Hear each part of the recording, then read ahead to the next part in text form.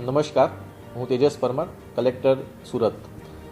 ભારતના હવામાન વિભાગ અમદાવાદ દ્વારા જાહેર કરવામાં આવેલી આગાહી અનુસાર જિલ્લામાં 2 તારીખથી 4 તારીખ સુધી ખૂબ જ ભારેથી અતિભારે વરસાદની સંભાવનાઓ વ્યક્ત કરવામાં આવી હતી.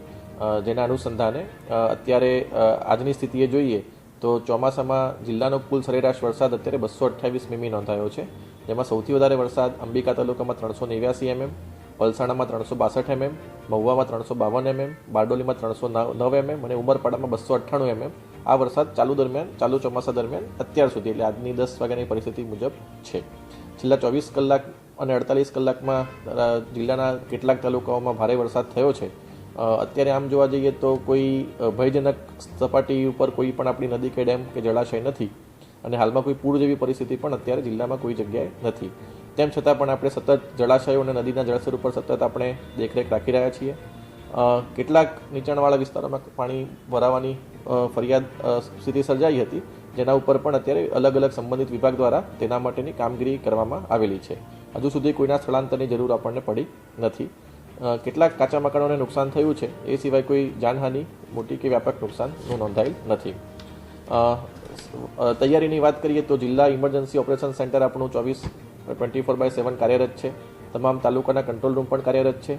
એ સિવાય સુરત મહાનગરપાલિકાનો ફાયર વિભાગ, કામરેજનું ERC સેન્ટર તેમજ તમામ નગરપાલિકાઓના ફાયર વિભાગ પણ બચાવ અને રાહતની કામગીરી માટે સંપૂર્ણ સુસજ્જ છે. તમામ લાઇન વિભાગ, RNB, વીજળી વિભાગ, સિંચાઈ તમામ સાથે અત્યારે સતત સંકલન રાખવામાં આવી રહ્યું છે અને જરૂરિયાત મુજબ જો જરૂર પડે તો તાત્કાલિક પ્રતિસાદ માટે અધિકારીઓની કોન્ટેક્ટ ડાયરેક્ટરી પણ તૈયાર રાખવામાં આવેલ છે. હું સુરતના તમામ નાગરિકજનોને વિનંતી કરું છું કે હવામાન વિભાગની આગાહી અને જિલ્લા વહીવટીતંત્રની સૂચનાઓનું પાલન કરે. ભારે વરસાદ દરમિયાન બિનજરૂરી મુસાફરી ટાળે. નદી, નાળા, કોઝવે અને પાણી ભરાયેલા માર્ગો પાર કરવાનો પ્રયત્ન ન કરે અને અફવાઓથી ખાસ કરીને દૂર રહે અને સત્તાવાર માહિતી પર જ વિશ્વાસ રાખે. અને કોઈ પણ ઇમરજન્સી કે મુશ્કેલી હોય તો જિલ્લા કંટ્રોલ રૂમ અથવા સ્થાનિક તંત્રનો તાત્કાલિક સંપર્ક કરે. સુરત ડિસ્ટ્રિક્ટનો જે હેલ્પલાઇન નંબર છે એ 1077 છે, જે ઇમરજન્સી સિચ્યુએશન માટે આપણે યુઝ કરી શકીએ છીએ.